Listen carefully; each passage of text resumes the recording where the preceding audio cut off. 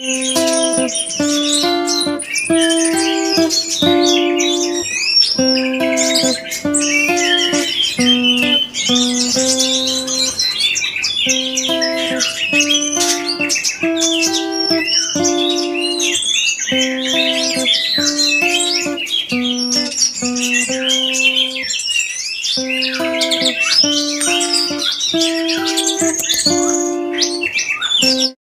guys, sudah dibanding-banding ke ya. Jangan lupa like, comment, dan subscribe.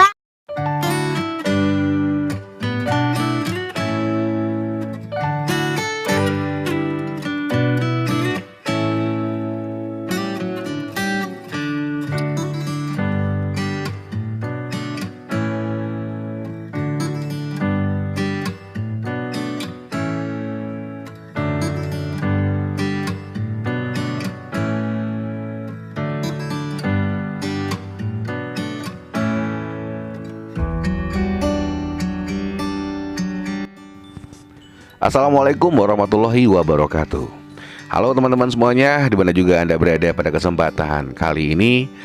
Kembali bersama saya Yutama Channel yang akan memberikan informasi-informasi tentang burung kacer, perawatan, dan juga tentunya kita sama-sama di sini mencari ilmunya. Semoga bisa kita bahas bareng-bareng. Nah, juga selamat malam buat teman-teman yang baru saja membuka video saya, dan tentunya saya berharap teman-teman selalu dalam keadaan sehat walafiat, tidak kurang satu apapun juga. Nah, ada yang kemarin sempat di kolom komentar bertanya kepada saya tentang permasalahan burung yang cabul atau kanibal ya. Dan tentunya ini juga akan menjadi topik pembahasan kita untuk malam hari ini. Oke, buat Om Tobar-Tobar ya, mau nanya Om, ya boleh. Kacer bagong cabul itu kenapa ya? Kalau dengar kacer lain bisa cabul gitu maksudnya. Oke Om Tobar-Tobar, semoga Anda mendengarkan penjelasan saya untuk kesempatan kali ini. Kemarin saya kalau untuk di pembalasan di kolom komentar saya nggak bisa terlalu menjabarkan banget, karena permasalahan kacer yang suka kanibal atau cabul ini banyak banget ya. Ada beberapa alternatif juga, dan ada beberapa penyebabnya. Oke, perlu kita ketahui dulu, burung yang cabul itu kita berawal dulu dari fase biologis si kacer. Nah, biasanya kacer memasuki fase biologis itu dia sudah mulai berbunyi dengan kicauan-kicauan yang bervariasi, ditandai dengan naiknya hormon testosteron ya. Nah, ini jadi kenapa dia bisa cabul. Nah, ini yang akan kita bahas di sini. Nah, muncullah namanya sifat egoisnya, sifat egonya untuk menguasai satu kawasan atau teritorial ya. Nah, burung kacer ini adalah burung fighter. Dia punya sifat egois, dia punya sifat untuk menguasai daerah. Nah, ini teman-teman harus pahami. Dan kenapa setelah burung ini rajin berkicau, kemudian burung ini bisa menguasai daerah, dan dia akan berantem kalau seandainya daerah dia diganggu oleh yang lain, dan dia berhak akan daerah itu. Kemudian dia juga berhak mempertahankan betina-betina yang ada di situ. Nah, kenapa munculnya kanibal setelah burung ini kita pelihara di dalam sangkar? Nah, kan ini pertanyaannya. Baiklah, untuk permasalahan kali ini, kanibal itu kan terjadi setelah burung ini kita pelihara, teman-teman. Nah, dengan adanya konsep perawatan, mulai dari pemandian, penjemuran, tentunya juga ada pengumbaran dan menakar porsi atau pakan dari si burung ini, dan tentunya dengan pemberian pur ya. Pemberian pur yang kita tahu pur adalah penyeimbang antara birahi dan emosi. Nah, begini teman-teman, kacer kanibal itu adalah kacer yang dalam identik ya, kita tahu secara umum kacer kanibal itu adalah kacer yang nafsunya tinggi, tenaga kurang. Kacer yang emosionalnya tinggi, tenaga kurang. Keinginan tempurnya tinggi, sementara powernya nggak ada, gitu loh teman-teman. Jadi bisa dipahamin ya teman-teman semua. Nah, kanibal itu terbagi dari kanibal karena over emosi dan kanibal karena over birahi. Nah, kanibal karena over emosi ini terjadi apabila kacer itu emosinya naik saat dia diadu, saat dia digantangkan, kemudian tenaganya, powernya tidak mendukung. Akhirnya terjadilah kanibal pada burung itu. Nah, kanibal karena over birahi itu terjadi akibat lonjakan birahi dari si burung itu terlalu tinggi dan tidak didorong oleh power atau stamina, akhirnya menyebabkan burung itu menjadi kanibal. Nah, ada dua kategorinya, kanibal karena emosi, kanibal karena birahi. Nah, penyebabnya apa kanibal karena emosi? Nah, mungkin teman-teman di waktu mabung, kacer ini mungkin yang punya temperamen tinggi atau emosional tinggi, dan teman-teman waktu itu mungkin menganggapnya burung ini adalah birahi. Jadi begitu dia mabung, teman-teman down, teman-teman tidak berikan dia extra puding, sementara dia membutuhkan itu. Nah, setelah dia selesai mabung, teman-teman jemur. Nah, di sini kan biasanya kalau burung selesai mabung kita jemur kan. Nah, teman-teman sudah salah di sini. Nah, padahal kacer ini over emosi.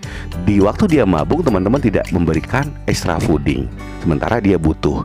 Akhirnya apa yang terjadi? Dengan penjemuran, emosinya semakin naik, sementara tenaganya tidak ada.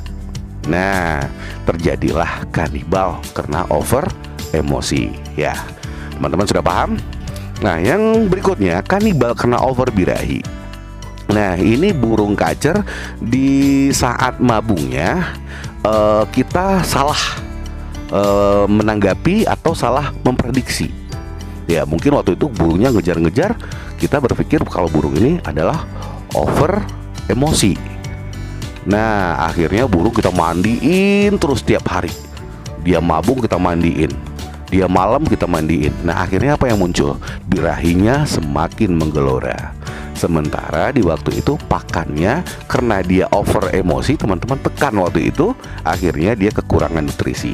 Nah, bisa jadi kanibal ini dia patok bulu ataupun patok kaki ya. Patok kaki itu biasanya kacer-kacer yang kekurangan gizi, teman-teman, di saat mabungnya. Nah, jadi dia butuh gizi, butuh waktu itu butuh nutrisi ya, sementara kita batasi. Nah, jadi burung yang disetting itu adalah burung-burung yang kapasitasnya memang sudah over gitu loh, teman-teman. Nah, kita harus memberikan jangkrik 22. Kenapa alasannya? Kita harus memberikan jangkrik 55. Apa alasannya? Nah, kenapa burung harus pakai kroto? Kenapa ini tidak pakai kroto? Nah, itu kita harus tahu alasannya apa. Nah, kanibal karena emosi, teman-teman jangan dijemur dulu itu burung. Biarkan dia istirahat, kurangi porsi EF-nya, dan burung sering kita mandikan.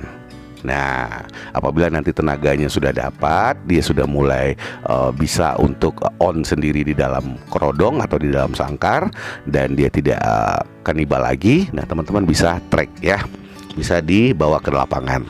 Dan kanibal karena over birahi, teman-teman hentikan dulu dalam pemandiannya. Ya nggak apa-apa, ya harus dihadapkan risiko itu. Ya artinya burung ini biarkan dia dalam kondisi yang kering. Nah, apabila nanti teman-teman mandiin, kanibalnya muncul. Nah, begitu juga dengan over emosi. Apabila teman-teman jemur itu burung, kanibalnya muncul. Nah, kalau dia nanti burung yang over birahi dia kanibal, begitu teman-teman jemur dia dapat tenaganya di penjemuran. Nah, berarti perawatan untuk kacer yang kanibal karena birahi itu adalah dijemur gitu, teman-teman.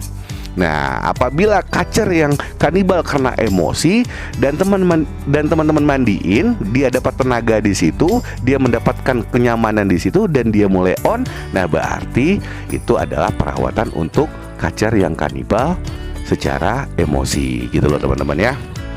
Ya, saya rasa teman-teman bisa mengerti. Nah, bisa juga kanibal karena over emosi ini kita bisa rawat dengan perawatan di ablak. Nah, itu mengurangi dia untuk meredam hawa. Artinya emosi yang tinggi tadi kalau kita ablak, dia terbuka, otomatis dia pandangannya lepas, jadi emosinya juga lepas, teman-teman. Ataupun juga kalau memang sudah parah, teman-teman bisa cari burung betina, tinggal masukkan ke dalam kandang. biarkan dia di situ. Mau makan berapa, mau bagaimana, mau mandi, mau apa, biarkan dia dengan betinanya. Nah, tetapi syaratnya harus jodoh. Dan saya sudah pernah membuktikan kalau burung kanibal kena over emosi atau birahi, kalau memang kita tidak sempat untuk meng-cross check terus ya kita bisa masukkan betina di situ dan biarkan dia. Kalau memang dia punya keturunan, punya anak, ya bagus, kita ambil. Nah, kalau memang tidak, ya sampai dia mabung, nanti kita bisa kondisikan lagi di awal. Nah, gitu teman-teman ya. Nah, jadi apapun itu kondisi burung, kalau tenaganya sudah loyo, jangan kita berharap untuk dia akan tempur secara fight. Nah, jadi bagaimana memunculkan tenaga ini? Bagaimana kita cara mengambil fighternya burung atau tenaganya burung atau staminanya burung ini bagaimana? Nah, kita teman-teman bisa pelajari gitu loh. Kalau dia over birahi, ya otomatis dalam penjemuran. Jadi begitu tertekan dia dijemur, birahinya turun, emosinya akan lebih naik di atas birahi dan dia akan mendapatkan powernya. Intinya gitu teman-teman.